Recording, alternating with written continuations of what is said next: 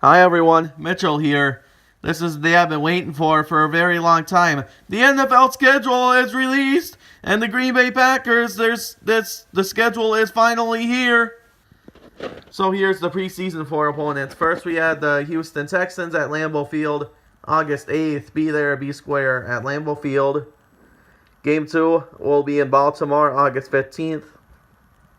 Game 3, Oakland. I heard there's rumors for the game to be in Canada, but we'll see. It depends. It's a neutral site, but the Raiders will host it because the Packers will not give up a home game due to the local revenue. And then Game 4, we have the Kansas City Chiefs, who will be battling later in the season in November. That'll be Game 4 to see the backups play at 7 o'clock at Lambeau Field, August 29th. So without any further ado, let's do some predictions quick. So I'll run it through pretty quick, short and sweet. The Chicago Bears, this will be a really tough game.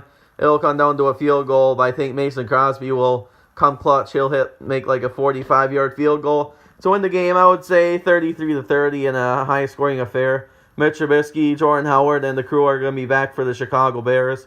But Aaron Rodgers and company will come back, will find a way to overcome the obstacles and come back against Chicago to open up the season and win for Matt LaFleur's first Packers coaching debut.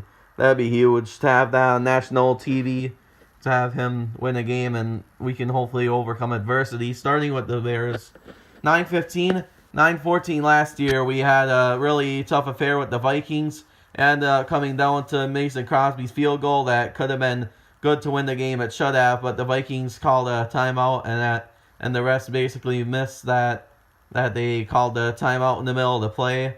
The game ended up being in overtime, and it ended up being a tie with, I think, Kai Forbath for the Minnesota Vikings missing a chip shot 25-yard field goal. Kind of feel bad for a kicker, but it's the Vikings, so ended up being a tie and a crazy, crazy game. So it'll be a rematch on the same exact weekend at Lambeau, and I don't know who's going to win that one yet. We'll move on to September 22nd. We should get by Denver Broncos. I don't remember if they had Demaryius Thomas, but he'll be the only playmaker I'm thinking of ever since we last played Denver in 2015 with Peyton Manning dominating the Green Bay Packers that night. And then on September 26th, the day before my dad's birthday, we have the Philadelphia Eagles on Thursday Night Football at home. This will be really close. Both teams won the Super Bowl. 2011 we won. The Eagles won in 2018. We're facing the defending Super Bowl champions of 2018. It's going to be really tough, but Nick Foles left, so Carson Wentz kind of has ACL problems, and he has a hard time kind of finishing big games, especially when this is at Lambeau. It'll obviously come down to the end, as most of the games will. I think the Packers will come out on top.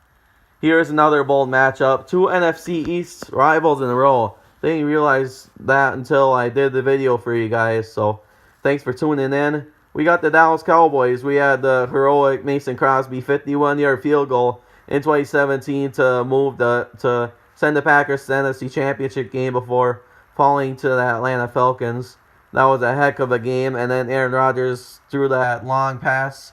I wouldn't say Hail Mary, but really long flea flicker to Jared Cook. And he had that historic catch out of the bounds. His feet were tiptoeing, and it was just an all-time play. Jared Cook will always be remembered for that in Green Bay. We got a rematch with him then, and then a couple of years ago, before Aaron Rodgers was out, we missed the playoffs, so on and so forth. He threw a 25-yard pass to Davante Adams to win the game in another historic win at Dallas, and we should be wearing the green jerseys, and I think it'll give us hope as we're going to be playing there again, where we also won Super Bowl 45. I attended the Super Bowl in Dallas, so this always gives me memories watching any game in Dallas Stadium, especially when we're playing there. And last but not least, 2014, Matt Flynn. We're coming back from 33 down, 33-10, to win the ball game against the Cowboys to keep us alive in that year in the playoffs before falling to the San Francisco 49ers at home. I see us winning that game. It'll be more than a field goal. It'll be by a couple touchdowns. Dak Prescott will kind of fall south after a while. Dez Bryant's also gone, so they're losing a key playmaker in their offense. So, yep, that's where that's going to stand, I think. And then October 14th, we got the Lions. I'll take that as a win. Oakland will win. It's going to be a good homecoming for John Gruden because He used to be the quarterbacks coach for the Green Bay Packers. He'll get to play our team, and I see that being a win for us. It'll be a fun one to see him live at Lambeau Field. 10-27, really bold one, but we'll fall to the Kansas City Chiefs by at least 10 to 12 points. Chiefs will be favored by at least 4 in the Vegas spreads, but Mahomes and Tyreek Hill is going to be gone, but Tyreek Hill is going to be there, but Kareem Hunt's going to be gone for the issues he's had, but they're going to have key playmakers, and I think their defense is going to be tough. Justin Houston will be with the Chiefs again. It's going to be really tough to play our defense, but I'll take the Packers to lose by 10 in that one. And then November 3rd, I'll have us beating the Chargers by a Hail Mary touchdown. Aaron Rodgers and Phillip Rivers, you cannot beat that matchup, y'all. Phillip Rivers is one of the best quarterbacks of all time to never win a Super Bowl. Rodgers has won only one Super Bowl, and when they played each other, it's just classic. And Aaron Rodgers grew up probably a few hours away from Los Angeles, so it'll be a nice homecoming for him to see a lot of his hometown fans and diehard Green Bay Packers fans that love to travel, because there's a lot of Green Bay Packers fans in California will especially be there to attend that type of game. Week 10, we'll beat the Carolina Panthers. Other than Cam Newton, I don't know many playmakers that will be with them this year. Week 11, we have a late bye week, but I'll take that since the players really need experience to play early in the season before humongous end-of-season games and playoffs.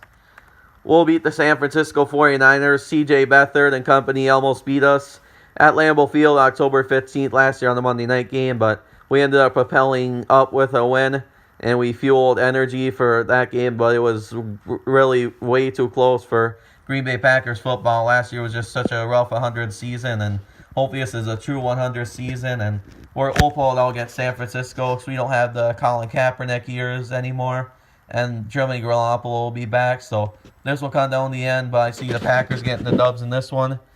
And I think I'll have us losing to the New York Giants.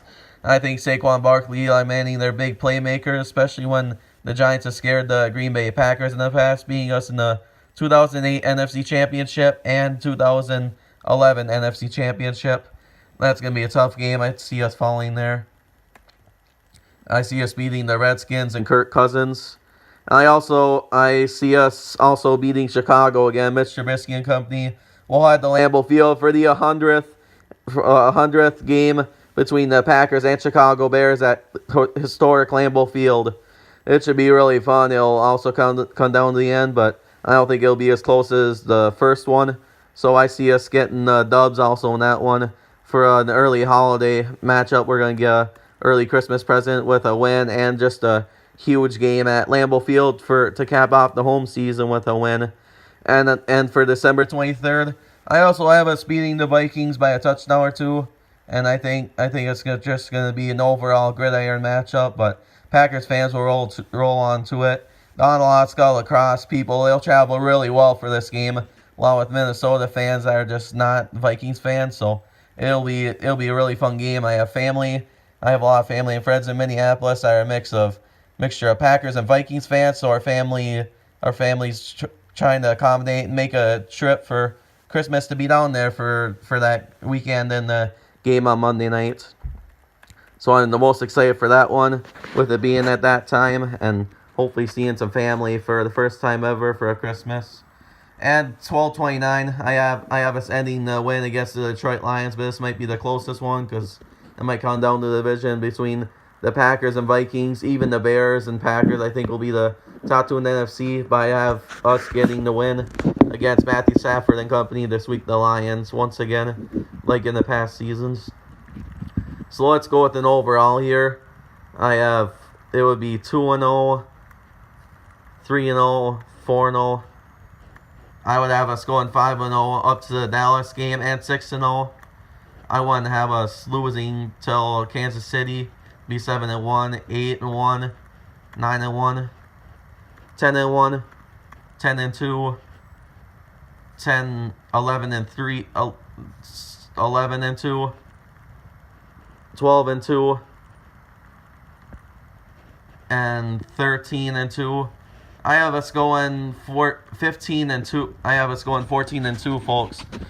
Comment, like, subscribe, and just give me some of your guys' predictions, and we'll have fun chit-chatting from there. Thanks, y'all, and have a great night. Peace out. Go, Pack, go.